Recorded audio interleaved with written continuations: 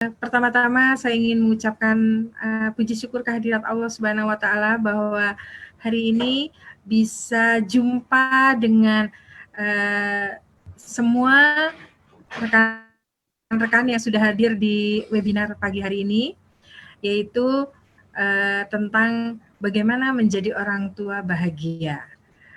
Oke, lanjut. Ya. Nah, yang perlu diketahui oleh kita semua, dan saya yakin semua sudah tahu siapa anak. Bahwa dalam rentang kehidupan manusia itu ada yang disebut anak. Dan Islam menyebutnya waladun, ya, artinya tidak terikat. Jika ditinjau dari usia, terbagi dalam 2 fase, yaitu sebelum dan sesudah balik.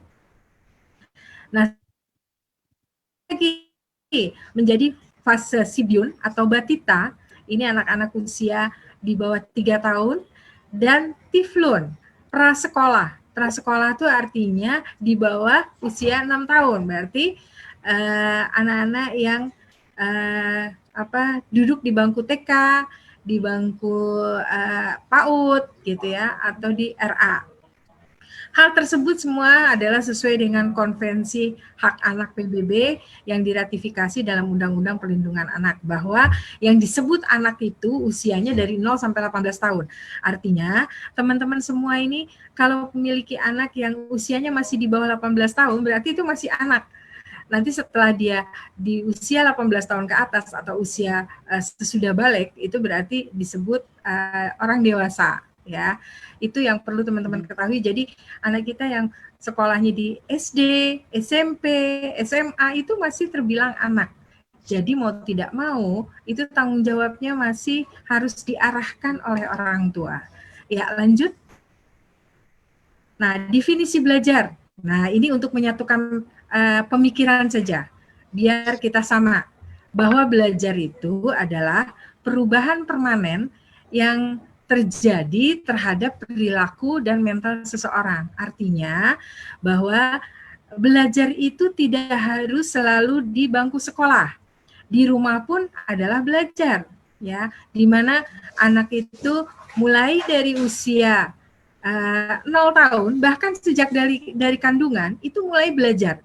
Belajar apa-apa yang orang dewasa lakukan.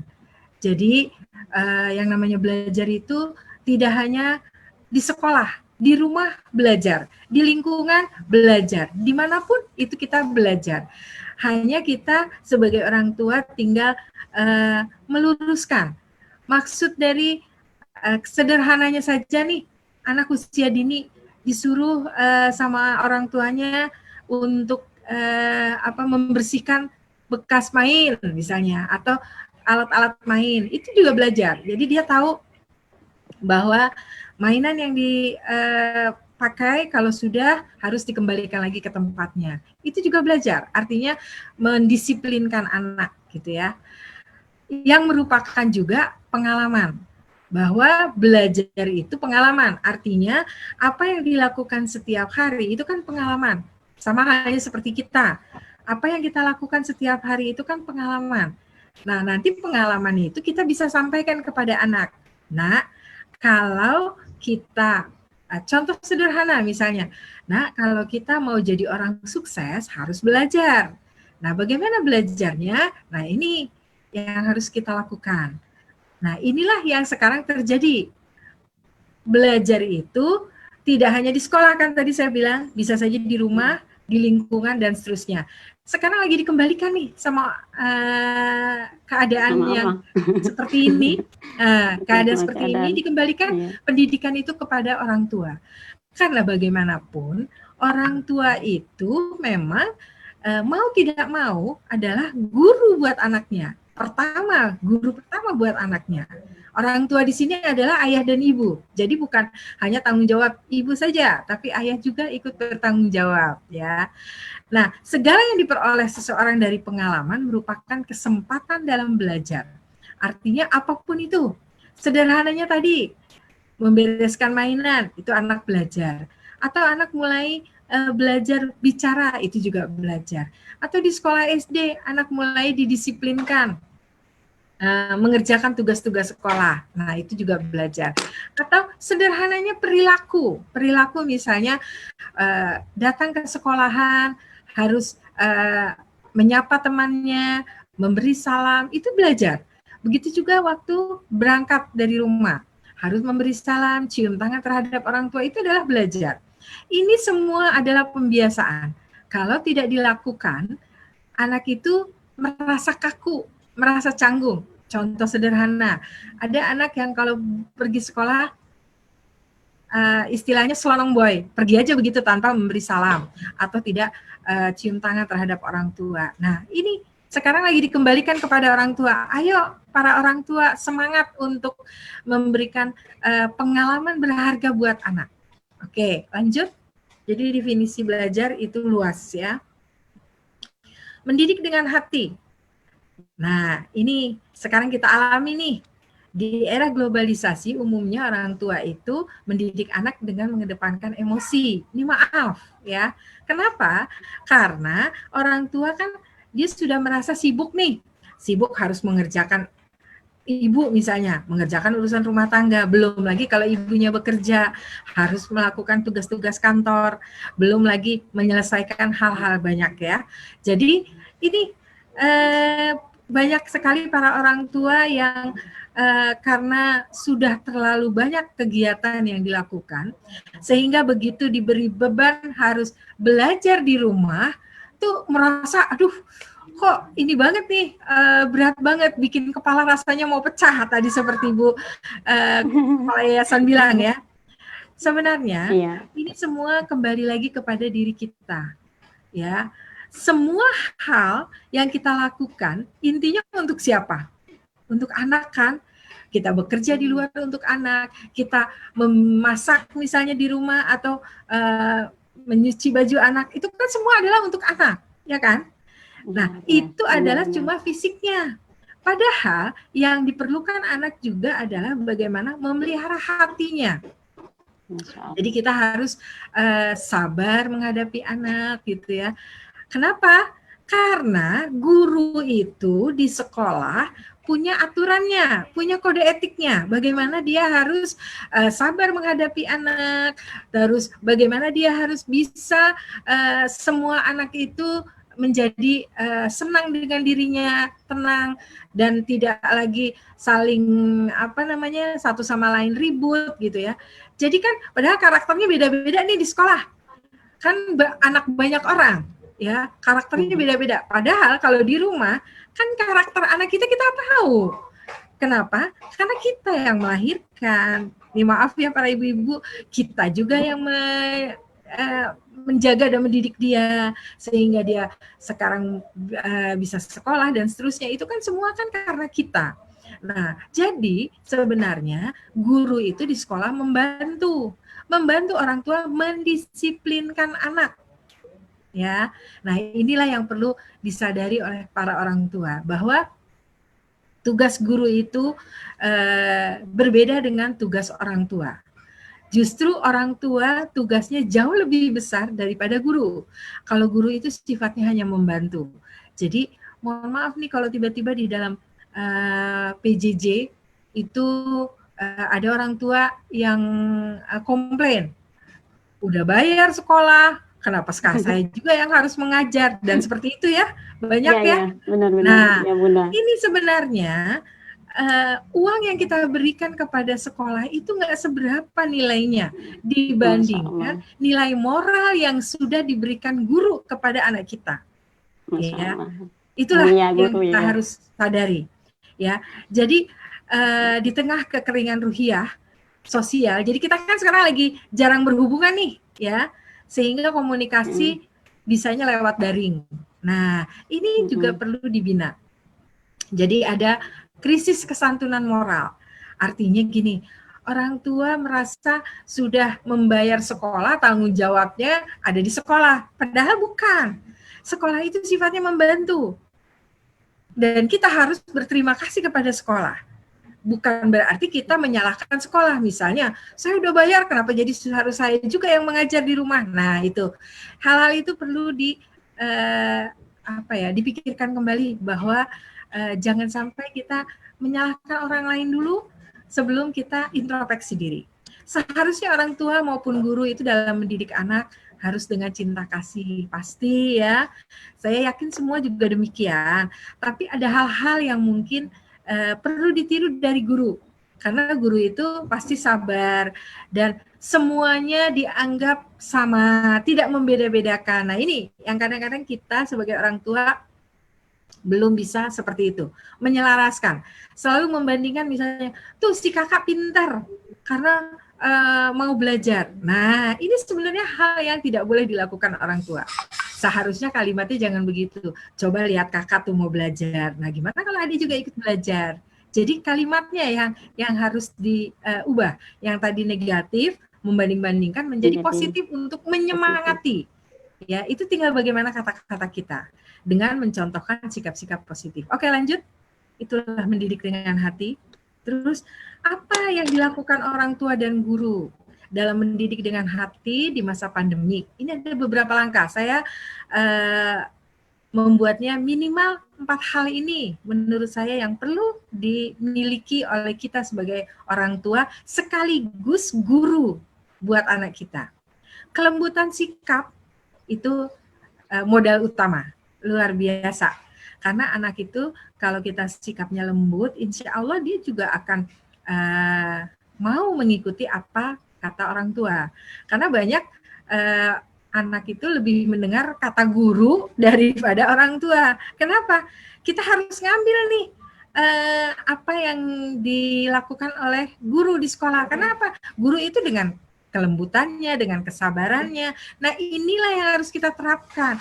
Jadi kita sebagai orang tua jangan mau kalah gitu loh sama guru, istilahnya gitulah ya.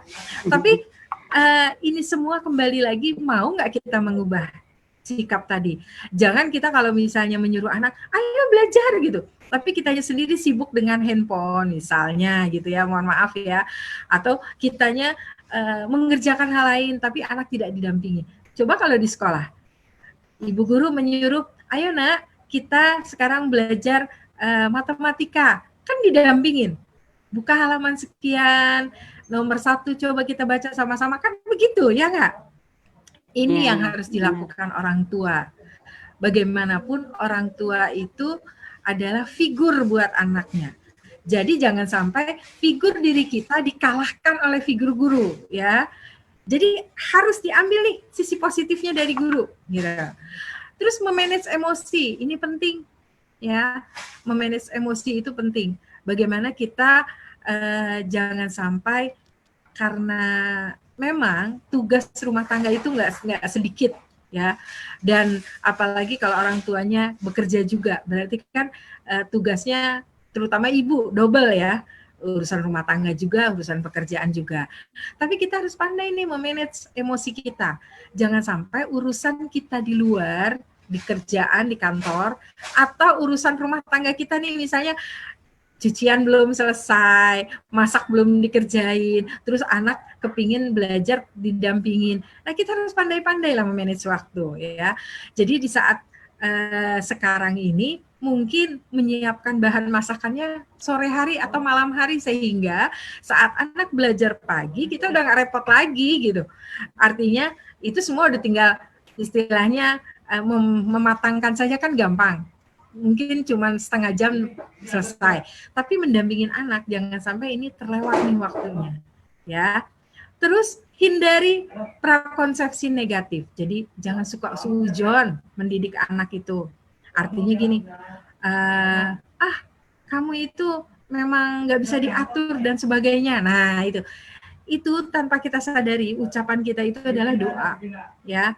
Jadi anak nggak bisa diatur, selamanya nggak bisa diatur gitu. Harusnya diubah. Wah, anak hebat, anak pintar, itu yang dilakukan guru di sekolah.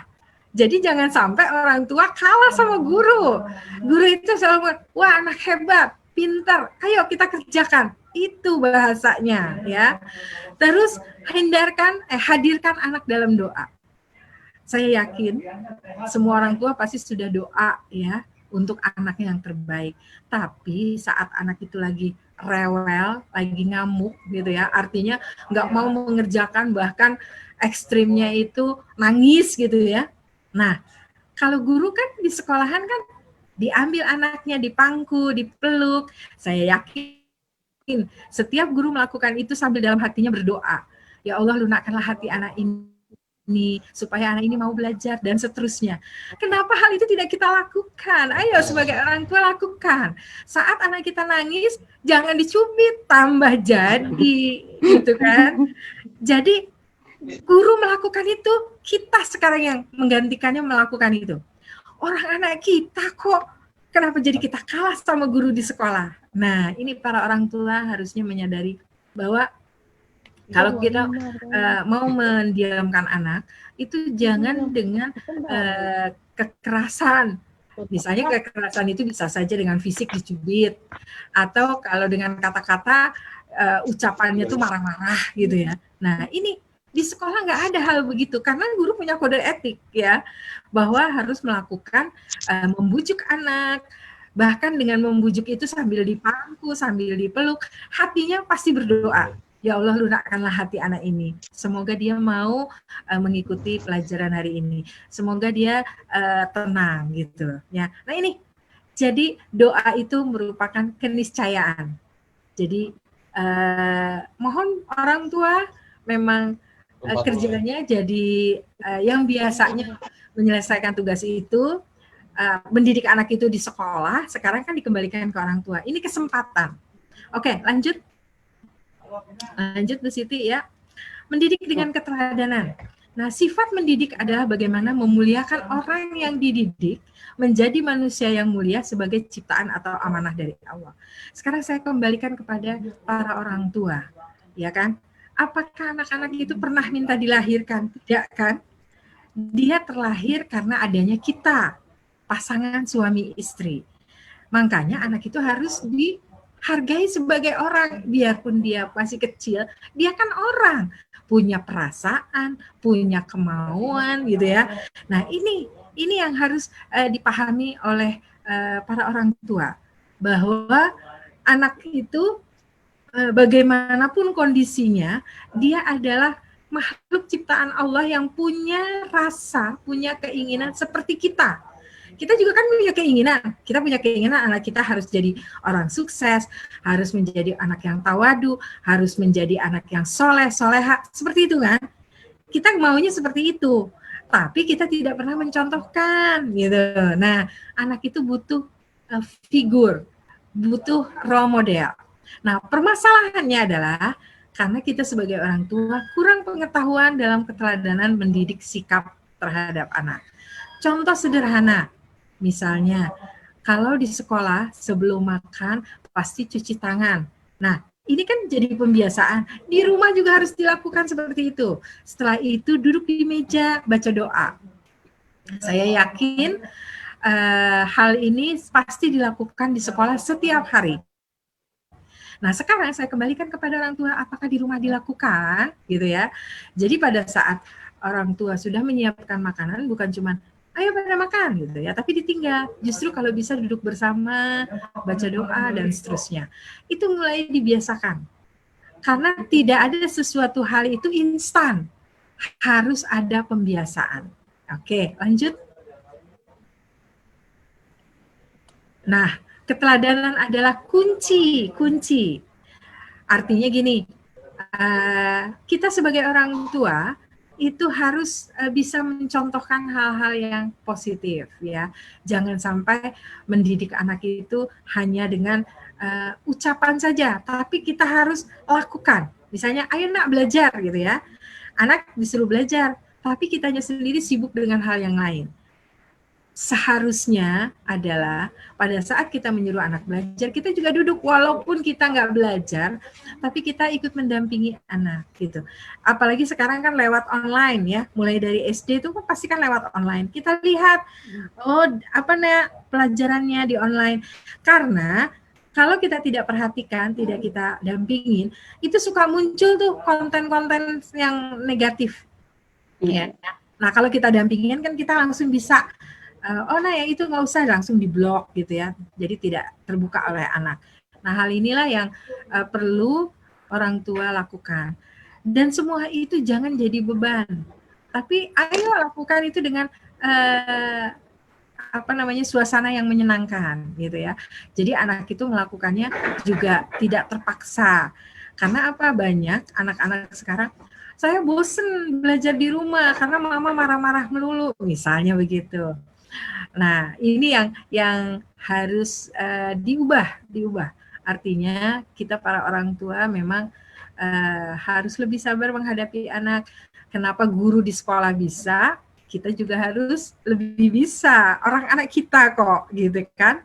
Nah, pendidikan dalam keluarga adalah penting dan utama untuk membentuk karakter anak dan kepribadian seseorang. Itu yang harus kita pahami, ya. Saya ada menulis buku tentang pola asuh anak. Nanti saya kasih lihat ya bukunya, Pola Asuh Anak, di mana saya menulis di situ tahun 2012, dikeluargalah seorang anak pertama dan utama mendapatkan pengetahuan, pengajaran, pendidikan, dan keteladanan. Ya, jadi jangan sampai kita sebagai orang tua itu tidak dianggap sama anak.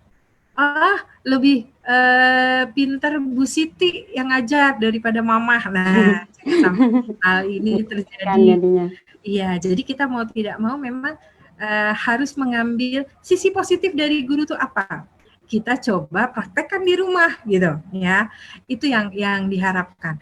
Jadi sebenarnya dengan adanya pandemi ini kesempatan orang tua memeluk anaknya, membelai anaknya, merangkul anaknya, ini kesempatan luar biasa ya, sehingga anak itu yang nanti menjadi figur idolanya bukan hanya guru tapi orang tuanya di rumah juga bisa jadi idola gitu ya. Oke, lanjut. Keteladanan masih adalah kunci. Tadi yang pertama, yang kedua pentingnya teladan dalam mendidik anak. Karena tanpa keteladanan apa yang kita ajarkan kepada anak-anak hanya menjadi teori. Misalnya, nak, kita bikin aturan, nak, kita nanti belajar ya dari jam 8 sampai jam 12. Tapi kita nggak menunjukkan sikap kita mendampingin anak. Artinya kita ikut belajar. Ya tinggalkan dulu lah urusan rumah tangga. Memang penting masak, menyiapkan makanan buat anak. Tapi kan itu kan bisa kita manage waktunya. Misalnya sebelum jam 8 makanan itu udah selesai, udah matang. Jadi anak-anak selesai kita masak, bisa mendampingi anak-anak belajar maksudnya gitu ya. Nah, mereka juga jangan sampai hanya sebagai gudang ilmu yang berjalan, tapi kita tidak pernah dapat merealisasikan atau merefleksikan dalam kehidupan. Contoh sederhana adalah bahwa habis makan harus baca doa, membereskan piring-piring. Kalau perlu kita ajak anak-anak, ayo kita cuci piringnya sama-sama gitu ya. Itu adalah sesuatu hal yang pengalaman, tapi itu juga bisa dilakukan oleh anak-anak dengan cara hal-hal yang menyenangkan.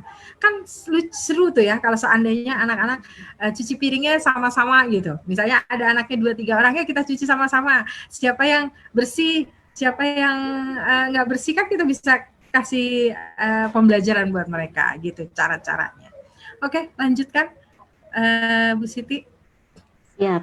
Nah, ini mampukah kita menjadi uswatun hasanah? Syarat utama adalah kita harus belajar secara menyeluruh. Karena dalam agama Islam tuh udah diajarkan tata cara kehidupan. Mulai dari anak dalam kandungan, Nabi Muhammad sudah mencontohkan apa yang harus dilakukan ketika lahir, ketika anak itu usia balita, ketika anak itu usia remaja, ketika anak itu balik, dan seterusnya. Ya,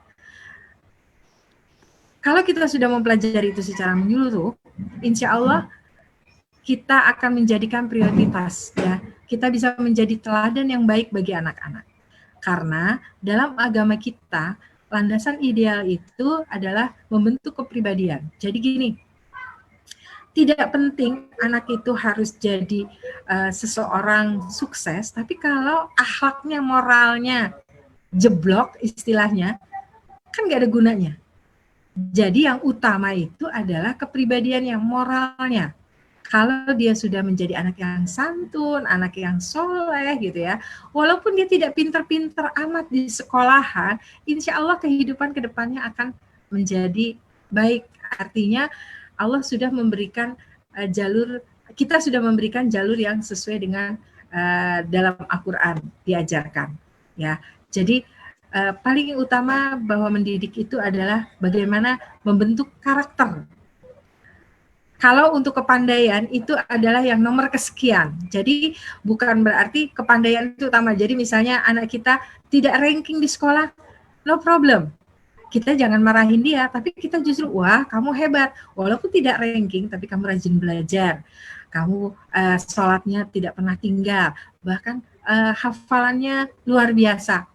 Itu yang harus dilakukan orang tua. Ya, jadi memang tidak mudah, karena kita sekarang lagi mengadopsi apa yang dilakukan guru di sekolah, sikapnya, perilakunya kita coba terapkan di rumah, gitu ya. Nah ini buat orang tua yang merasa tadi bahwa aduh kok menjadi beban, itu sekarang jangan dijadikan beban, tapi harus dinikmatin. Oh orang ini anak saya kok, bagaimanapun saya yang harus mendidik dia dengan baik. Karena kalau saya kembalikan di sekolah tuh berapa jam sih? Katakan anak belajar dari jam 7 sampai jam 1, ya enggak? Berarti kan cuma 4-5 jam di sekolah. Sehari 24 jam. Lebihnya di manakah anak berada? Di rumah kan?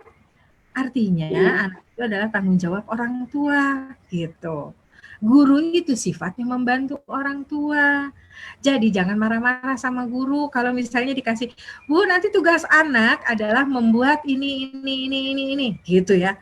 Nah, ini kadang-kadang orang tua belum apa-apa udah, aduh banyak amat sih Bu Guru ngasih tugas gitu kan.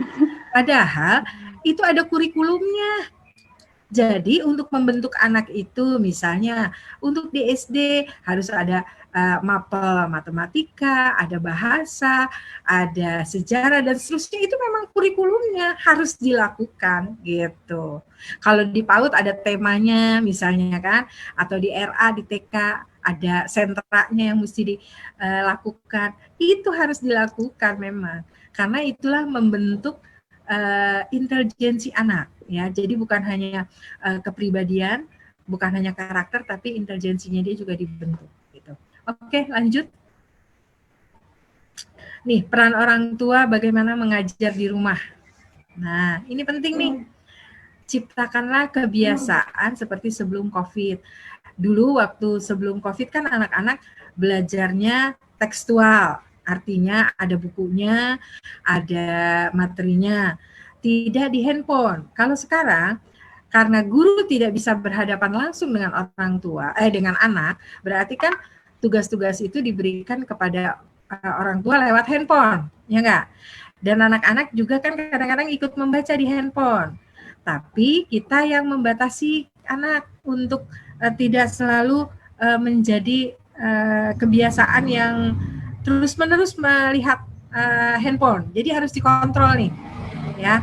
Jadi mau tidak mau anak itu kadang-kadang lebih nyaman atau lebih senang melihat handphone karena kan berbagai macam situs di situ, berbagai macam hal-hal yang menarik, berwarna, bergerak dan seterusnya. Itu sifat manusiawi banget. Jadi kita yang harus mendampingin. Kita kontrol, misalnya untuk anak SD, dapat tugas dari gurunya. Oke, kita lihat. 1 jam ya, selesai, handphonenya ditutup, kerjakan tugasnya di bukunya atau di lembaran yang diminta oleh gurunya. Seperti itu. Karena kalau tidak, ini bisa menjadi kebablasan buat anak. Kenapa? Karena kan handphone itu kan menarik. Jadi anak akan rasa ingin tahunya lebih besar. Dia ingin coba pencet ini, pencet itu, cari ini, cari itu gitu ya. Tapi kalau kita batasi insya Allah. Dan sebelumnya memang harus dikomunikasikan dulu sama anak, nak. Kita belajarnya di handphone itu cukup 1 jam ya. Kita lihatnya bareng-bareng, nanti setelah itu kerjakan apa yang diminta oleh guru gitu ya. Oleh karena itu orang tua perlu mengintervensi kebiasaan tersebut dengan membuat aturan ya. Terus terpenting orang tua juga terlibat aktif saat anak-anak memegang gawai. Jadi jangan sampai dibiarkan. Karena kalau dibiarkan akhirnya bukan pelajaran yang dilihat, malah hal-hal yang lain. Oke, lanjut. Benar. Nah, asah kreativitas. Nah, ini sebenarnya. Jadi dengan adanya handphone, orang tua itu harusnya bisa mengasah kreativitas anak. Ayo nak, kita cari situs pembelajaran. Nah, ini yang penting buat kita sampaikan kepada anak. Jadi mengasah kreativitas lewat handphone. Jadi bukan dibalik ya, bukan dibalik handphone yang menguasai diri anak, tapi kita atau anak yang harus menguasai handphone untuk hal-hal yang kreatif. Oke, lanjut. Peran orang tua. Nah, komunikasi. Ini yang penting nih. Komunikasi antara guru dengan orang tua dan orang tua dengan anak. Meskipun orang tua itu memiliki hak intervensi dalam belajar anak, tapi orang tua itu tidak boleh melupakan aspirasi atau keinginan anak. Jadi harus dikomunikasikan. Seperti tadi saya bilang, nak belajar dulu ya dengan handphone 1 jam, nanti setelah itu tugasnya dikerjakan, tapi tidak usah melihat handphone, seperti itu ya. Jadi harus ada komunikasi. Karena anak-anak zaman sekarang, kalau kita dikte, itu tidak bisa seperti zaman kita kecil dulu. Kalau kita kecil dulu, orang tua bilang A, kita pasti nurut, jadi mengikuti apa yang diminta orang tua. Tapi kalau sekarang, begitu kita bilang, nah kamu belajar gitu ya, terus nanti dia akan balik lagi. Loh, mama sendiri nggak belajar gitu. Jadi ada hal-hal yang kita harus sampaikan kepada anak, bahwa belajar itu penting buat dia, karena kalau dia nanti mau menjadi orang sukses, katakanlah mau menjadi dokter, harus banyak belajar gitu ya. Oke, lanjut. Kuasai diri. Nah, ini yang tadi saya sudah sampaikan di awal, bahwa orang tua tuh harus menjaga emosinya.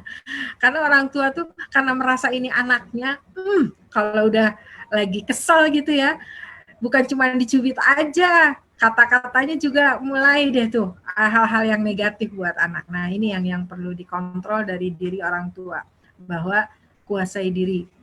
Oke, lanjut. Ya, lanjut Bu Siti. Nah, kompak. Nah, ini penting nih, kekompakan di keluarga. Karena bagaimanapun antara ayah dengan ibu harus kompak. Artinya kalau ada aturan melihat handphone itu cuma 1 jam, ya ayah juga harus mengikuti, jangan memberi kelonggaran. Karena anak itu perlu disiplin dari dua pihak yang sama. Kalau berbeda, otomatis kan anak jadi mencari pembenaran atas kesalahan yang dia buat, ya. Jadi harus ada kesepakatan antara kedua orang tua. Dan di sini buat Bu Guru harus juga memberikan pembelajaran bukan hanya kepada anaknya, tapi kepada orang tuanya. Dan guru harus lebih sabar karena saat pandemi seperti ini, anak belajar di rumah yang diajari bukan cuma 1 orang, tapi 1 keluarga. Iya Pak ya. Ya, Kenapa? Karena kan kita memberikan pembelajaran buat anak yang mendengarkan pertama kali atau yang membaca pertama kali kan orang tua. Nah, ini sewajarnya, sepantasnya kepala sekolah itu mengkomunikasikan dulu kepada orang tua dengan video call, misalnya kalau tidak dengan Zoom, misalnya kan tidak semua punya fasilitas itu, dengan video call, Bu, nanti kita akan memberikan pembelajaran ini. Nanti tolong dibantu ya Ibu, anak-anak di rumah, nanti ini bahannya nanti akan saya kirim by WA dan seterusnya gitu. Jadi harus dikomunikasikan. Jadi mau tidak mau, kan kalau di sekolah anak-anak itu kita bisa langsung menetralisir karakter yang katakanlah yang tadinya anak itu tidak bisa dikendalikan, kita berusaha untuk mengendalikan sehingga semuanya menjadi anak-anak yang mau mengikuti pembelajaran di sekolah. Nah, sekarang 1 anak dalam 1 keluarga itu kan yang ikut belajar bukan cuma ayah ibu, ada neneknya, ada tantenya, ada pamannya dan seterusnya. Jadi mau tidak mau memang tugas kepala sekolah adalah mengkomunikasikan kepada orang tua. Seperti ini pembelajarannya. Nah, nanti kalau sudah sepakat dengan orang tua, sudah ada kekompakan, baru nanti pembelajaran itu akan nyaman. Karena kalau tidak dikomunikasikan, tiba-tiba nih guru ngasih tugas bla bla bla bla bla, otomatis orang tua kalau tidak dikomunikasikan ini apa sih gitu ya, akhirnya banyak pertanyaan. Akhirnya ada yang ekstrimnya, sudah nggak usah dikerjakan nak, mama saja pusing apalagi kamu, begitu kan? Ada orang tua yang seperti itu. Jadi memang tugas guru adalah sekarang bukan mengajar satu anak tapi satu keluarga. Kalau dalam satu kelasnya ada 20 anak, berarti 20 keluarga yang diajarin, ya. Jadi Masya memang Allah. harus lebih sabar lagi untuk menghadapi anak-anak yang belajar di rumah dengan karakter orang tua yang beda-beda, ya. Dan ini semua bisa terjalin dengan bagus, bisa ada kekompakan kalau ada komunikasi, ya. Ini yang kelima, yang terakhir, oke. Silakan lanjut. Nah, tolongin mama-mama di rumah, juga ayah di rumah, boleh kadang-kadang kita menganggap anak itu sebagai teman. Jadi kalau seandainya untuk anak usia dini misalnya ada kegiatan kreativitas dari gurunya, nah kita mau tidak mau ikut terjun, ikut mengarahkan dengan membantu dia. Nah untuk anak-anak SD misalnya ada kegiatan dari gurunya untuk percobaan misalnya sains gitu ya, mau tidak mau kita memang harus ikut melakukan seperti itu. Jadi seolah-olah kita tuh sebagai temannya dia ikut membantu, misalnya sains tentang kenapa telur itu tenggelam, mengapung gitu ya, terus melayang. Nah, ini orang tua harus ikut terlibat ya. Jadi jangan cuma ayo nak kerjakan itu yang disuruh guru, tapi orang tua tidak melakukan. Padahal itu penting buat anak karena dia merasa kalau ada orang tua yang mendampingi jadi kayak temennya. Oh ya, jadi bisa bertanya, bisa bekerja sama seperti itu ya. Itu adalah contoh-contoh. Atau dengan belajar di rumah itu kita bisa melakukan dengan cara guru mungkin kreativitasnya memberikan, ayo nak hari ini kita pembelajarannya adalah tanaman atau berkebun gitu ya. Nah orang tua diajak, ibu-ibu tolong siapkan misalnya polybag, anak-anak itu nanti harus menanam cabai misalnya dan seterusnya gitu ya. Ini keenam hal yang minimal harus dimiliki oleh orang tua untuk mengajar anak di rumah supaya nyaman ya. Nah, kata kunci menjadi orang tua bahagia. Oke, lanjut. Nah, ini dari awal sudah saya sampaikan ya. Tinggal kita kembalikan lagi ke diri masing-masing. Mau nggak kita menjadi orang tua sekaligus idola buat anak sebagai guru di rumah. Nah, jadi ketiga hal ini yang penting nih. Ini bukan berarti saya mengajari para orang tua yang hadir di sini, tapi hanya ingin mengingatkan kembali. Ketiga hal ini kalau dimiliki insya Allah. Jadi kalau sabar itu insya Allah akan menjadi keteladanan buat anak. Kita selalu bersyukur karena selalu mengkomunikasikan segala sesuatu itu kepada anak. Dan terakhir pastinya kita sambil mendoakan. Semoga anak ini mau nurut sama kita. Kayak tadi kalau di sekolah anaknya rewel, ngambek kan sama guru tuh diangkat, dipangku, dipeluk sambil gurunya mendoakan ya, aduh lembutkan hati anak ini. Nah kenapa itu tidak dilakukan di rumah? Jangan dengan anak lagi ngambek dimarahin, dicubitin ya, ekstrimnya sampai anak itu nangis malah ditinggalin. Nah ini hal-hal yang perlu ditiru dari guru, bahwa menghadapi anak itu bagaimana kita praktekin di rumah, diterapkan di rumah. Insya Allah anak-anak itu akan nurut, akan mau mengikuti yang kita sampaikan. Oke, lanjut. Itu kata kunci menjadi orang tua bahagia. Kesimpulannya, menjadi orang tua adalah anugerah, hidayah, sekaligus amanah yang nantinya harus dipertanggungjawabkan. Dan menjadi guru adalah pilihan. Setiap pilihan itu akan memunculkan risiko. Ya, jadi kita sekarang berlaku sebagai orang tua dan sebagai guru. Makanya sifat-sifat guru yang tadi itu jadi idola anak, kita coba terapkan di rumah. Masa sih nggak bisa? Pasti bisa ya. Nah, orang tua dan guru itu berdaya menciptakan pengalaman belajar yang melibatkan anak. Kenapa? Setiap apapun yang dilakukan. Jadi PJJ itu tidak harus melulu tentang materi, katakanlah pembelajaran bahasa. Kan bisa diaplikasikan dengan kegiatan di rumah. Misalnya, nah yuk kita sekarang belajar bahasa dengan membacakan buku gitu ya. Jadi kan itu kan juga pembelajaran. Nanti dari membacakan buku tadi, anak-anak SD yang sudah mulai bisa menulis itu diminta, coba tuliskan. Tadi yang sudah kita baca bersama bukunya tentang apa? Kesimpulannya dituliskan. Itu juga kan belajar bahasa. Karena dengan membacakan buku tadi kan anak mendapatkan kosakata baru. Terus nanti tinggal menyatukan dengan pembelajaran yang diberikan oleh guru gitu ya. Jadi banyak hal yang bisa dilakukan, itu tinggal bagaimana kita memanagenya, membuat menjadi menarik buat anak-anak. Jadi nggak harus belajar itu duduk manis, tapi dengan sambil bermain pun anak bisa kita arahkan untuk belajar gitu ya. Dan terakhir adalah anak merupakan investasi buat para orang tua. Jadi bagaimanapun orang tua lah yang membentuk anak itu menjadi sesuatu ya. Kalau guru sifatnya membantu, justru para orang tua harus berterima kasih kepada guru ya, karena guru itu sudah membantu orang tua mendisiplinkan anak gitu ya, dan memberikan ilmunya. Nah sekarang tugas itu diambil alih oleh kita, makanya tiru nih hal-hal positif dari guru. Jangan gurunya malah aduh kenapa sih nih Bu Guru atau Pak Guru nih memberikan tugasnya banyak banget, bikin saya tambah mumet kayak gitu ya. Mohon maaf para peserta hari ini, saya hanya ingin memberikan sedikit masukan bahwa membuat anak bahagia atau kita mengajarkan anak bahagia itu adalah harus ada komunikasi dan satu sama lain harus menyadari perannya gitu ya. Oke. Demikian terakhir, menjada wajada, barang siapa yang bersungguh-sungguh maka ia akan dapat.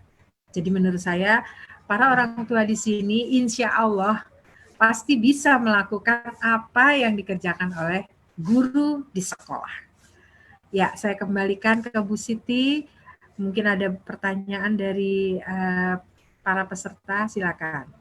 Baik, terima kasih Bunda. Masya Allah luar biasa ya. Yang mungkin sebelumnya kita sebagai guru atau orang tua di rumah ini sampai memecahkan telur ya Bunda. Jadi insya Allah kita sudah mendapatkan kode etik bagaimana nanti anak agar bisa nurut mendengar, dan juga kita sebagai orang tua juga bisa bahagia ya. Karena sudah mengambil alih peran guru, dan tentunya tetap guru tetap membantu kan dari sekolah dengan informasi atau komunikasi yang sudah Bunda sampaikan. Nah, Bunda, ini kita kan sudah mendapatkan kode etik nih, banyak banget yang diberikan oleh Bunda. Namun kadang nih anak itu ketika disuruh orang tua, ayo nak belajar, sekalipun orang tua juga belajar, tapi anak belum nih, masih ini itu, dan juga banyak alasan. Sampai harus mengeluarkan tanduk, kata orang tua nih ya Bunda.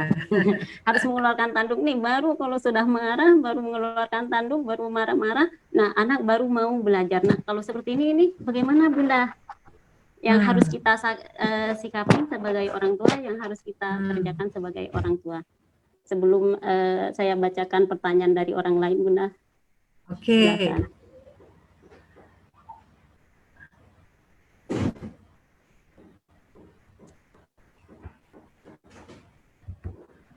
Ya, di sini ada pertanyaan.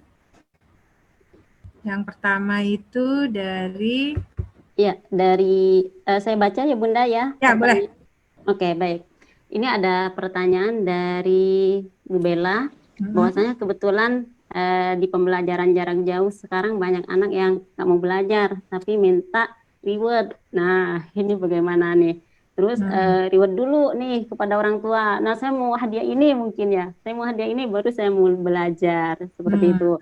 Tapi meminta reward dulu baru mau belajar. Pertanyaannya adalah sejauh mana orang tua itu boleh memberikan rewardnya agar tidak selalu menjadi kebiasaan nih Bunda. Bagaimana? Terus pertanyaan yang kedua ya Bunda langsung. Bagaimana mengkondisikan bahwa hari kerja adalah hari sekolah seperti dulu. Nah, realitanya di rumah dan belajar juga dengan orang tuanya. Ini mungkin nanti langsung saja ya Bunda dari sesi pertanyaan. Monggo Bunda untuk berikan Dari tanggapan. pertanyaan yang pertama, itu adalah anak selalu minta sesuatu dulu ya. Nah Iya. ini karena kita orang tua yang tadinya awalnya, ayo nak bangun tidur cepat. Nanti kalau misalnya terlambat kita nggak bisa mengerjakan tugas. Nah terus anaknya diam aja kan. Begitu orang tua sudah bilang, oh yaudah nanti mama kasih hadiah, baru dia bangun buru-buru gitu ya. Nah ini sebenarnya ada posisi negatifnya, ada positifnya. Memberikan reward Baik. itu memang membuat anak menjadi semangat, betul. Tapi kalau itu dibiasakan dengan hadiah, akhirnya anak itu selalu menuntut hadiah. Sebelum dikasih hadiah itu dia nggak mau melakukan tugasnya, gitu ya. Nah, caranya kalau menurut saya adalah pelan-pelan kita kasih pengertian terhadap anak. Nah, kalau kamu tidak mau belajar, bagaimana mau jadi anak yang pintar? Bagaimana nanti bisa melakukan tugas-tugas di sekolah kalau tidak mau belajar gitu ya. Nah, itu kita harus kondisikan dulu. Artinya anak itu diajak ngobrol, diajak bicara. Jadi komunikasi dengan anak itu seperti itu. Diajak ngobrol, diajak bicara supaya anak itu paham bahwa belajar itu adalah tugas utama dia, bukan bermain gitu ya. Boleh bermain, tapi nanti ada waktunya harus belajar. Ini khusus untuk anak-anak yang sudah lebih besar ya, untuk anak SD, SMP, seperti itu. Tapi kalau anak usia dini beda lagi. Anak TK, RA, ayo nah kita main. Tapi mainnya sambil belajar ini ya gitu. Jadi memang kalau anak-anak usia dini, usianya di bawah 6 tahun, bermainnya dia itu adalah belajar. Tapi kalau anak yang sudah lebih besar, anak-anak SD, mau tidak mau kita harus memberikan disiplin yang biasa diberikan di sekolah.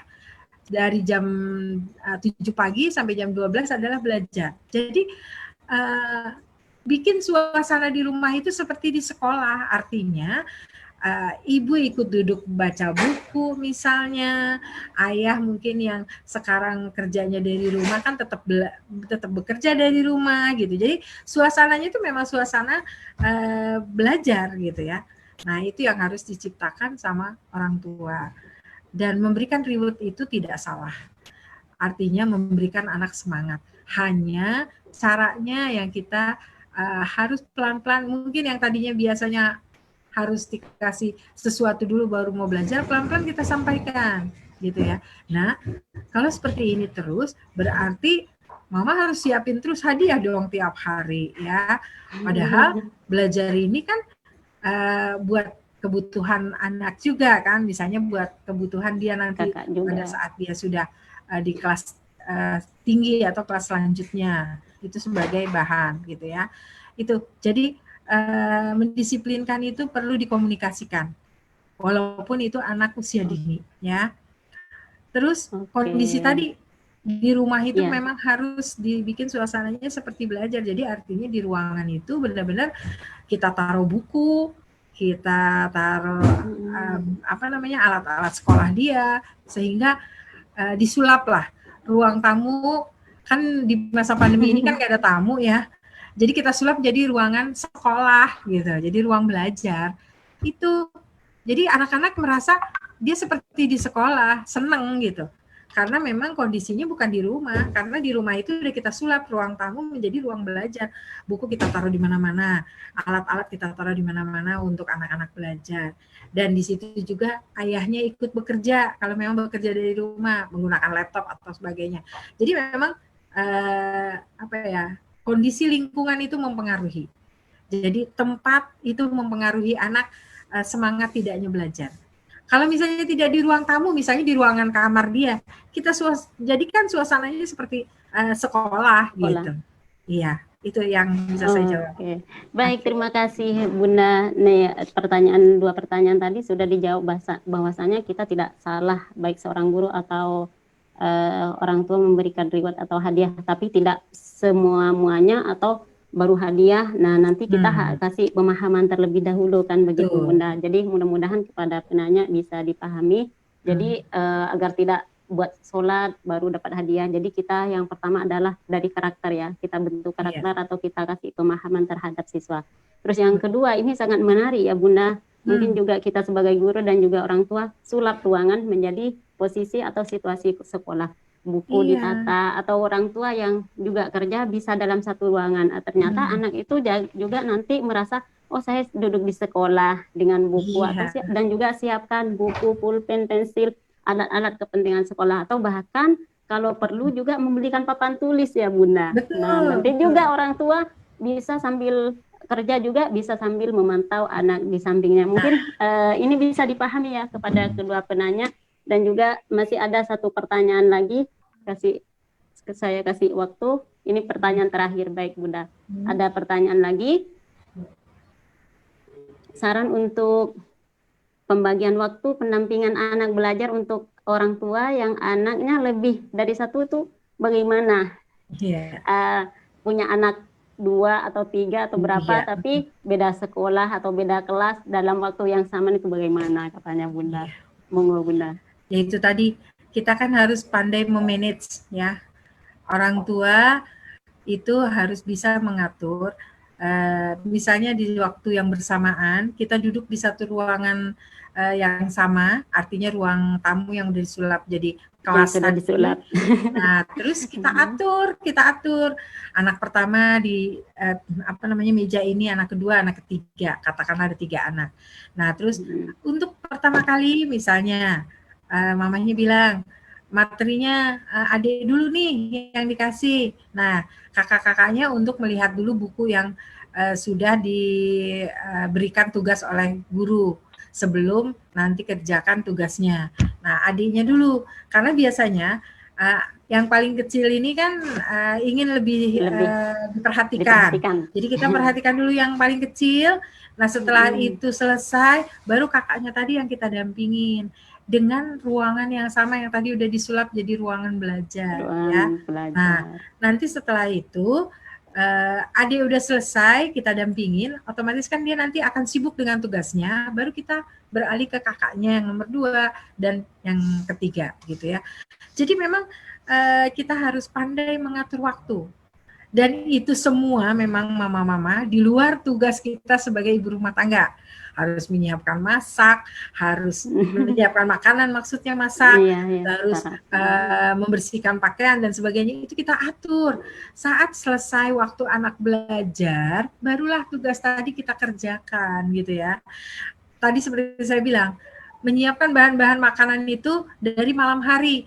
Jadi begitu anak-anak sudah lagi sibuk mengerjakan tugasnya, kita tinggal mematangkan saja. Misalnya sayur tinggal disereng-sereng jadi. Begitu juga dengan ikannya tinggal goreng. Artinya udah nggak repot lagi karena kita udah siapkan itu dari malam hari. Itu memang jadi kebiasaannya dirubah. Kebiasaan kita juga jadi ikut dirubah. Karena mau tidak mau anak kan harus didampingin belajar nih. Jadi dari jam 7 pagi sampai jam 12 urusan rumah tangganya udah selesai, kita dampingin anak belajar, tidak terganggu lagi dengan aktivitas kita sebagai ibu rumah tangga ya. Nah, syukur-syukur kalau ayahnya kerja di rumah bisa ikut memantau tadi seperti Bu Siti bilang. Jadi begitu ibunya lagi mematangkan masakan, bilang sama ayah ya, tolong nanti anak-anak dilihat ya gitu kan. Jadi kerjasamanya menyenangkan kan gitu ya. Nah, setelah selesai itu ayo kita sama-sama makan gitu ya. Nah, setelah itu selesai makan, ayo sama-sama kita cuci piring, misalnya seperti itu. Kan jadi happy tiap hari anak, gitu ya. Ada sesuatu hal yang tiap hari kita buat beda-beda, gitu ya.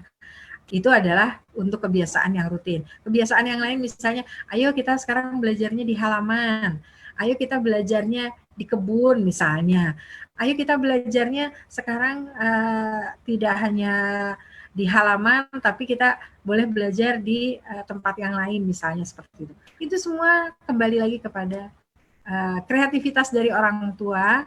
Tentunya ini bisa dikomunikasikan kepada guru. Bu, saya di rumah punya halaman atau saya punya apa, sehingga nanti gurunya terfikirkan, terinspirasi, oh ibu nanti anaknya ngerjain ininya di sini saja, kerjakan tugas ini di sini saja, seperti itu. Jadi memang harus dikomunikasikan.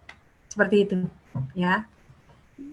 Baik, tadi penanya terakhir atau yang ketiga dari Bu Fitri, mudah-mudahan juga kita yang mendengarkan atau yang kita merasa sama ya permasalahannya, bagaimana nih anak kita 3 dan harus sama dalam waktu yang sama, mana juga kerja, dan tadi sudah mendapatkan penjelasan pemaparan bahwasanya memang kita harus memanage waktu dan juga komunikasi kerjasama. Nah, antara siapa yang ada di rumah, ada ayah, terus ada kakak. Nah, tadi kita harus juga saling melihat situasi kondisi dan juga harus saling, oh ini ada 3 anak, ada yang paling kecil, sedang, dan tinggi. Apalagi kalau misalkan anak yang satunya sudah SMA, insya Allah juga bisa membantu. Dan Bisa Masya Allah membantu kalau kita adiknya. mengikuti dengan kode etik yang diberikan Bunda, insya Allah suasana selalu indah ya Bunda. Masya Allah kita selalu selalu bekerja sama di rumah antara ayah Bunda dan juga dengan anak, terus dengan meski adik kecil insya Allah bisa. Dan tentunya kita membuat suasana yang nyaman,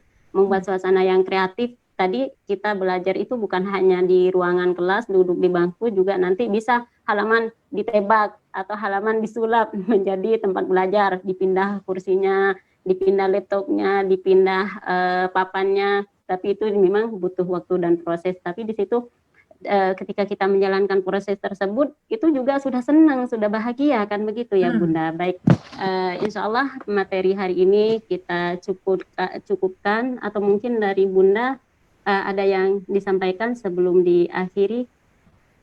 Baik, kita. Ibu Siti, terima kasih sudah memberikan kesempatan kepada saya memberikan paparan. Dan juga ke Ibu Ketua Yayasan. Semoga yang tadi menjadi beban bisa ada sedikit pencerahan bagaimana mengatasinya, karena bagaimanapun kalau dikembalikan adalah anak itu tanggung jawabnya ada di orang tua, ya. Dan kebiasaan yang dilakukan di sekolah itu sekarang kan dipindahin ke rumah, harus dikomunikasikan. Jadi mau tidak mau bukan berarti kita itu harus merendahkan diri kepada guru, tapi kita memang mau tidak mau harus mengadopsi apa yang biasa dilakukan guru di sekolah, diterapkan di rumah, ya. Jadi memang kita harus bekerja sama dengan para guru. Bagaimana caranya untuk mengatasi anak kita, gitu ya. Karena biasanya guru yang lebih pandai mengatasi anak kita ketimbang kita sendiri. Kenapa? Karena guru sudah memahami watak anak, karakter anak, sehingga bisa menetralisir anak yang tadinya katakanlah tidak mau belajar, jadi mau belajar, gitu ya. Jadi memang perlu kerjasama antara orang tua dengan guru, dan apa yang kita sampaikan kepada anak itu juga harus perlu dicontohkan. Jadi jangan orang tua cuma bisanya meminta untuk anak melakukan ini itu, tapi kita tidak mencontohkan, ya. Sebaiknya kita sebagai orang tua adalah contoh atau idola buat anak, diusahakan seperti itu. Jangan cuma gurunya yang jadi idola, karena bagaimanapun anak itu kan kalau berhasil satu saat dia menjadi seseorang, gitu ya, katakanlah, oh itu dokter Anu, anaknya siapa ya, bukan gurunya siapa. Benar-benar Jadi orang tuanya. dikembalikan lagi kepada keluarga, ya. Oh. Bagaimanapun anak itu adalah investasi buat para orang tua, dan guru kita harus berterima kasih karena dia sudah membantu kita dalam mendisiplinkan anak. Demikian saja dari saya, Bu Siti. Mudah-mudahan teman-teman yang hadir hari ini bisa memahami, dan sekali lagi saya mohon maaf, bukan mau menggurui, tapi kebiasaan inilah yang dilakukan oleh saya terhadap para mahasiswa atau para anak didik. Karena saya mengajar mulai dari usia TK PAUD sampai usia di perguruan tinggi. Jadi saya juga mengajar di paket A, paket B, paket C. Dengan berbagai macam kompleks permasalahannya, gitu ya. Jadi memang segala sesuatu itu kembali lagi ke diri kita. Maukah kita mencontohkan? Insya Allah anak-anak juga akan mau mengikuti. Demikian.